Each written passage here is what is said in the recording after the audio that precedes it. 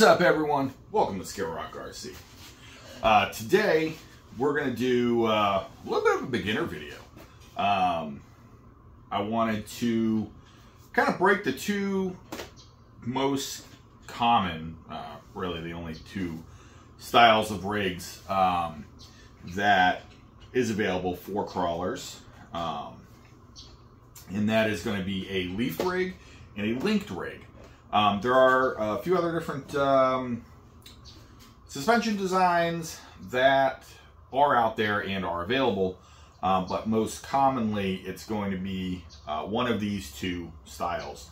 Most of all your crawlers nowadays, when you're looking at Axial, Element, Traxxas, those kind of main brands, big brands, they're all going to be mostly linked, just like the Gen 8 here. RC four-wheel drive, in particular, kind of one of the main leaf rigs, leaf sprung rigs that you're going to find. Riding four-wheelers on the dirt roads. So those are going to be kind of your main two there. There are other styles of suspension that we're not going to get into in this video, but you have like Watts Link, which is how the Sen Super Duties are, Sen Racing ones. They have Watts Link, and then you also have like trailing arms, which is kind of technically a linked suspension, but trailing arms, we'll touch on that later on in a different video. So for today, we have these two, and I'm going to zoom in on the rigs and kind of point out the differences and how these things work, and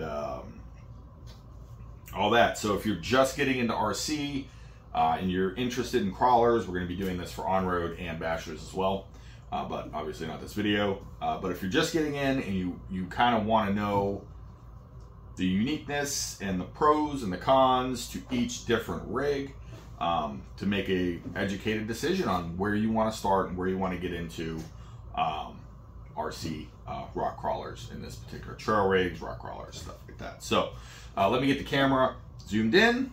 We'll go leaf sprung first, and yeah, here we go. All right, leaf sprung first. So leaf sprung, especially when you're dealing with RC four-wheel drive, is going to give you a very scale truck. On my particular rig here, I actually have the ESC and battery and everything goes in this toolbox back here. So I actually need to get a little extension lead here so I can unplug that, because I have to unplug the motor when I take the body off. But this body's always kind of, that's the thing with the RC four-wheel drive, the body is kind of a pain to get on and off sometimes, especially if you get put the screws in here instead of these little grub screws that it clips on, kind of latches on. So anyway, leaf sprung, very simple, basic design. There's nothing crazy about this design by any means. Leaf sprungs were used in full-size automobiles since the dawn of time. Leaf sprungs were very common, or leaf springs were very common to be used just for their simplicity. You don't have to have added links and stuff to locate the axle. The leaf spring itself locates the axle for you. So pretty much what you got is, let me kind of gently, gingerly flip this over like so. That actually works. Can we see it? Yeah. So you have a solid rear axle, solid front axle. You got your drive shafts going into a transfer case, which is right here. It's under the skid. And you have your transmission, transmits power to the transfer case. And then, of course, from the motor, your pinion and spurs here. What these leaf springs will do is give you a very scale driving experience. They were also very, they're typically more stiff. These things, they don't articulate as a linked rig will. These are also, I really actually like driving a leafed rig. It provides a challenge, and if you can kind of master driving one of these leaf sprung rigs, The linked ones are a breeze because these do articulate much better. They do do a lot more than a leaf sprung rig will. But if you like a simple design, not a whole lot of parts, leaf might be good for you, especially if you're going to do something along the lines of a scale rig, which is what this is, a RC 4-wheel drive Trailfinder 2. This came as a kit with a Mojave 2 body, and it's actually quite an easy kit to put together. Nothing crazy about it. And in the rear, there's nothing. You got 2 shocks, which give you the dampening. They don't do anything for the suspension ride height at all. You can add springs to them if you want to stiffen them up. They actually come with springs installed on this particular kit.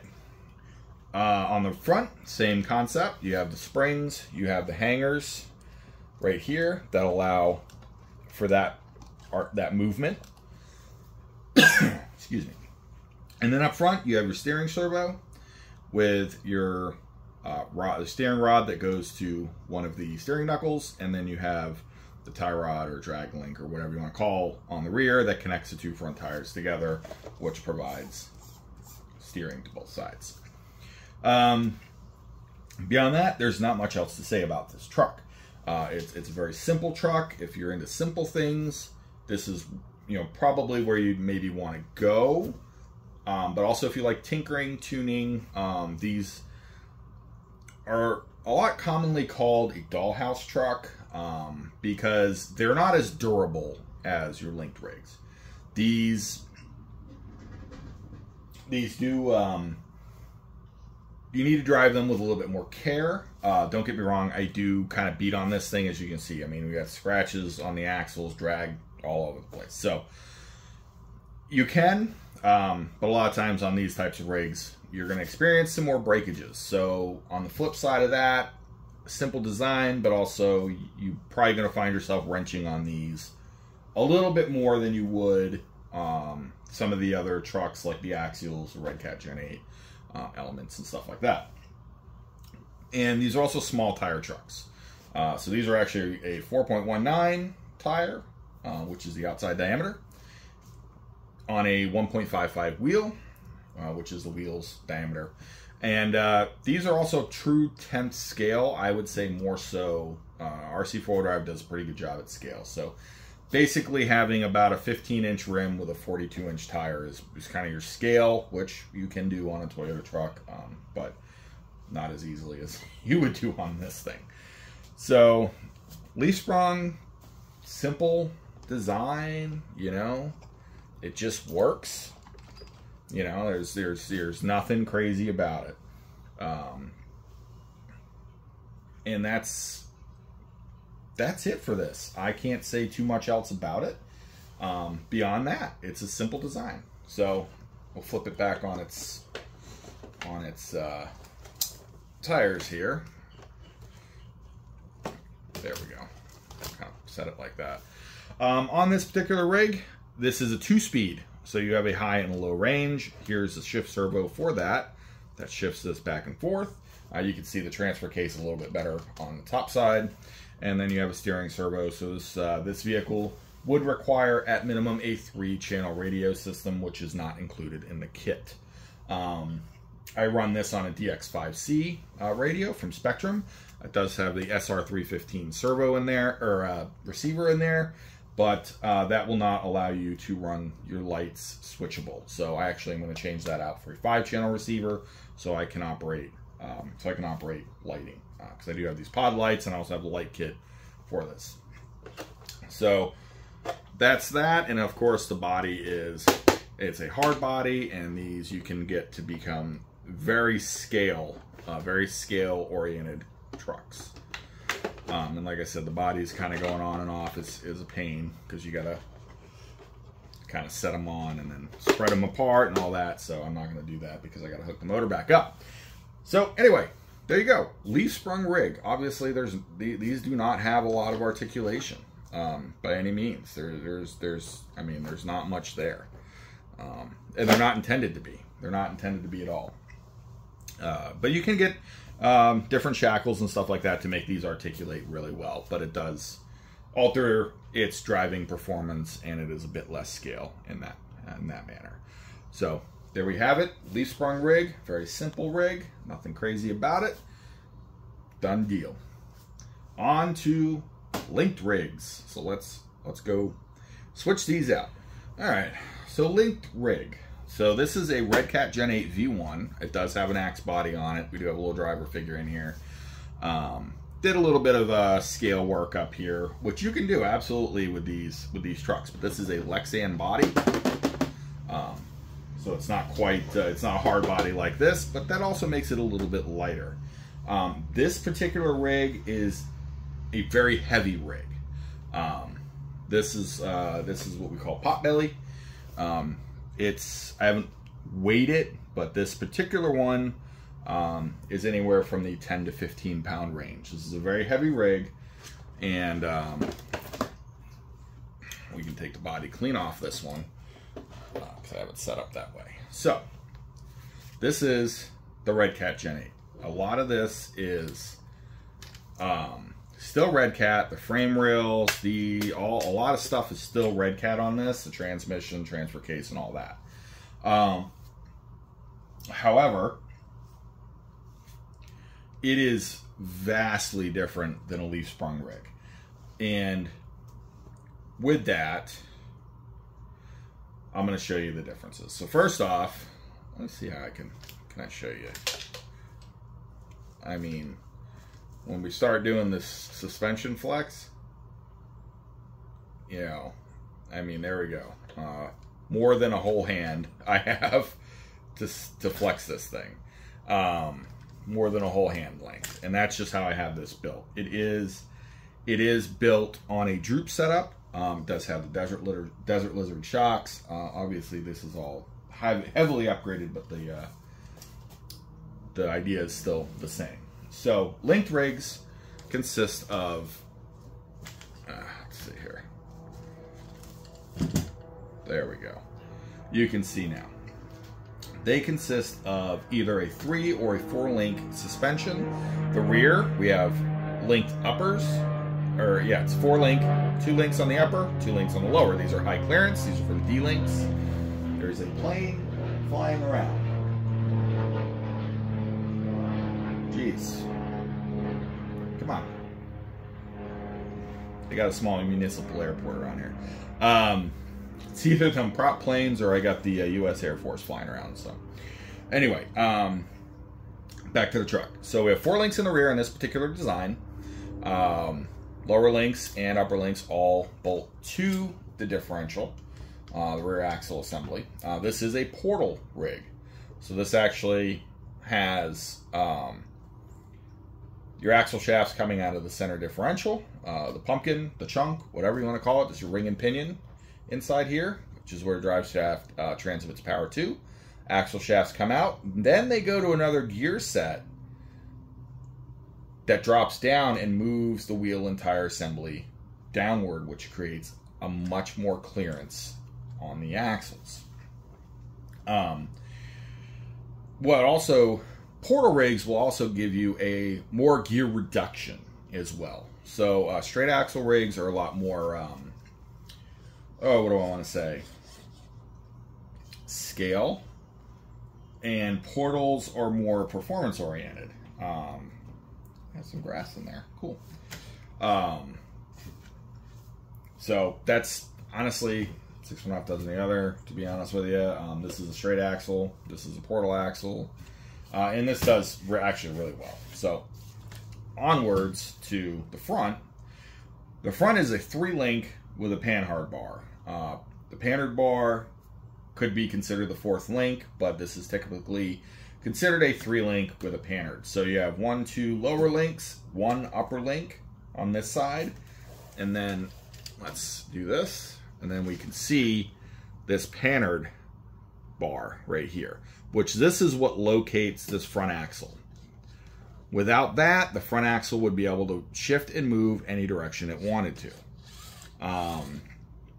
And here's your steering links that use something a little bit more scale-ish. You have your primary link going down here to this knuckle, which then is a drag link that goes across. And what a linked rig does is a linked rig really does outperform, hands down, a leaf sprung rig. So this is kind of really where you're kind of going to be in your preferred driving style, because do you want to have more performance and you want to have all this articulation and all that, as you know what I'm saying? Or do you want to have a more scale driving experience? I keep waving my hand over here because the TF2's there, but it's off screen so you can't see it. So do you want a more scale driving experience, or do you want, or scale driving over here, or do you want performance? That's another big thing when you're choosing your first crawler. Most people will choose a linked rig simply because they're more common and they're actually less expensive for the most part. The TF2 that's over there, the kit comes in at $400, but you got to add your electronics, the wheels and tires. The wheels are all right. They're the white wagon wheels. I didn't care for them too much. I wanted the SSDs. Tires are kind of mid. But after you invest your electronics in here, especially if you go with something good, and all that, you could be at $600-700 into a Trailfinder 2. They do have ready to run options that start around that $500 to $600 mark. They actually just released a new Toyota Extra Cab, which is white instead of the black one that they've had for a while. That one I think is $549 new. This is a Red Cat Gen 8. And new, these are now $339 ready to run. So they come with everything you need except for a battery. The Element Enduro SE and the Element U-Tron are both coming in at $299 brand new. The U-Tron, by the way, is independent front suspension. I don't have one to show you, but if you look at most of your modern trucks, SUVs, stuff that's got a full frame like a truck chassis, like the new Ford Broncos, F-150s, Silverados, all that, they all have independent front suspension. So if you look underneath of one of those trucks in a parking lot, you'll see exactly what I'm talking about. But it's upper and lower control arms with CV axles that go up to a center differential, and that allows them to move independently. Independent front suspension is another suspension design that is used, and we can use in RC as well. So this particular rig is, like I said, heavily modified, and it is heavy. So this is all steel. This is all steel. All steel. These come from Scalar Fab. The inserts come from Flub RC. Awesome. Go check them out.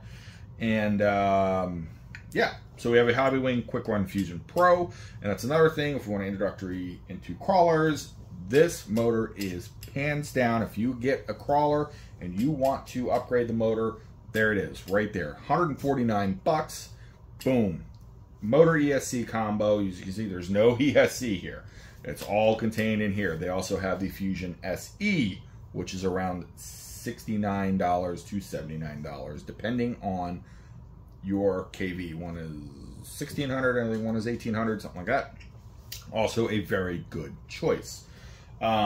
So if you want to upgrade your motor in your brand new crawler, you decide it's not up to your standards, how you want it to drive, right there, $150, 2300 kV, brushless, everything's included, run it, done it, type thing. So that's, there you go.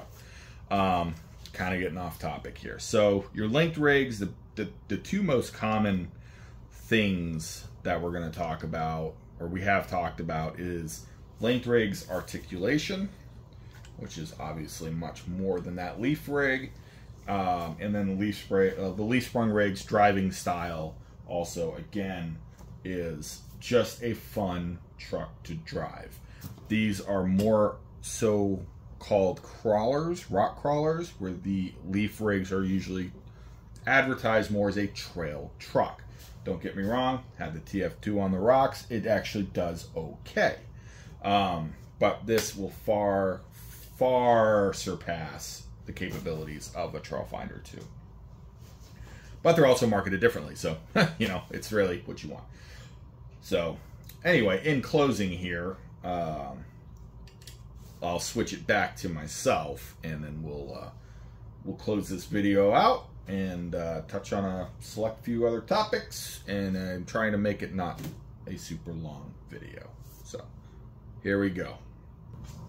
All right, so in closing, here we go. So you got your leaf, you got your linked. Which one are you going to go for? If you're a beginner and you see all the videos all over YouTube of these guys doing these wild lines on the rocks, stuff like that, you're gonna want this linked rig. You're gonna want that big articulation. If you see these super scale bodies and stuff like that, you're gonna want obviously something more like this guy, because this is as scale and as realistic as you are going to possibly get out of the box, beyond custom building. So I see it all the time on Facebook. What rig should I get? What rig should I get? And the answers are absolutely all over the ballpark. So it really depends on what you want to do with your truck. Do you want to, are you big into hiking? Would you rather take it on the trails and have a more scale driving experience? RC 4-wheel drive Trail Finder 2. If you want to hit comps, rock crawl, get all that cool suspension flex, woo! Linked rig, hands down. So it really depends on what you want to do, and I hate to say it, but you're gonna end up with more than one, because I have five crawlers, not counting the micros, and that's something we'll get into in a completely different video, because micros are a slightly different world. But I have 5 different crawlers. 4 technically are mine. The 5th one is my wife's. It's another Gen 8. So, and that's an ever-growing thing. We're constantly getting new ones, new stuff to try, new parts, and it's just kind of a whole thing. So, in closing, I mean, the tips I can give you is expect a slight investment to get into this, even if you go with something around that $300 to $350 mark, because you're also going to need your batteries. You're going to need a charger. These don't come with that stuff. Element does have options where they include a battery and a charger for a higher price. I think they're the Element SE, the Enduro SE, the U-Tron with a battery and charger. I think it jumps almost to like $389 with a battery and charger, which is not a big deal. It's not a bad deal to jump in and get something that is literally ready to run. But you're going to want more than one battery, and the batteries they include are fine, but you can get much better chargers out there. Especially, Amazon has quite the selection of chargers you can get that are really nice chargers, and batteries as well. You can get much cheaper than your name brands. So keep that in mind when you're shopping for a new rig. Asking Facebook it's a rough one, because you're going to get so many answers, and then you got your fanboys on there. So my best suggestion when you're shopping for a new rig is reach out to somebody like me, or there's plenty of other YouTubers out there that have similar videos. Holmes Hobbies has a lot of beginner style videos you can learn from. He does a great job. So, or go to your local hobby shop and just ask him. Or hit your local crawling place. There's crawling spots all over, and you can go without a crawler. You can usually go and just see what everybody's running, see what you like best that's performing. And I see it all the time when I go to my local crawling spots. We'll have new guys come out, and they'll see what people are running, see what they're doing, and a lot of times they'll walk out of the shop with a new truck. Yep. With all that said, the most important part about this hobby is to have fun, and it is to get out there and get dirty with some of these, because they are an absolute blast of a hobby. Till next time, we'll see you soon.